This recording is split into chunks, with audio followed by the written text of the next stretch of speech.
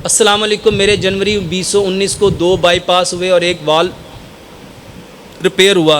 वो तो अल्हम्दुलिल्लाह ठीक है, मगर मेरी कमर में अक्सर औकात दर्द रहता है, शदीद दर्द। इस तकलीफ़ का कोई हल तजवीज़ करे।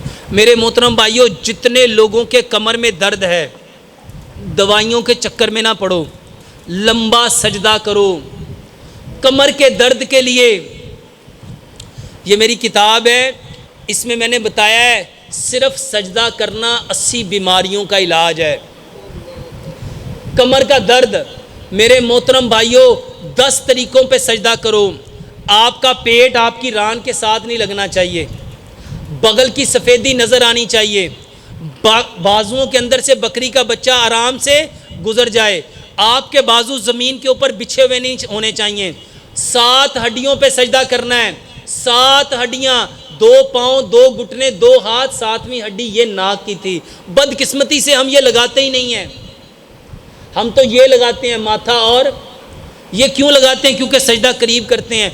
आगे करके सजदा करो। जितना अपने आप को आगे ले जाओगे, आपके कमर के वर्टिब्रेट्स खुलेंगे, आपके मोरे खुलेंगे। जितने मोरे खुलेंगे, उसके अंदर जो डिस्क है वो दोबारा से हील होगी। अपने पैरों की उंगलियों को ज़मीन के साथ चिपका के रखो, पैरों की एड़ियों को मिला के रखो और ज़मीन की सख्ती महसूस करो। और तुम में से कोई भी आंखें बंद करके सजदा ना करे। मेरे मोहतरम भाइयों, लंबा सजदा 5 से 10 मिनट के दरमियान सजदा करो। 5 से 10 मिनट के दरमियान सजदा करो।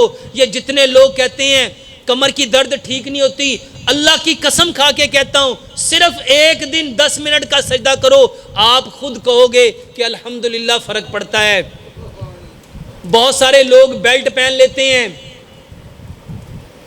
जो लोग नमाज में सजदा नहीं कर सकते, वो अपने बेड पे उल्टा लेट जाएं, अपनी टांगों को समेट लें, अपनी हिप को ऊपर उठा लें, अपने हाथों को आगे करके ले जाएं और सजदा करें। यकीन जाने आप खुद बताएंगे कि कितना फ़र्क पड़ता है।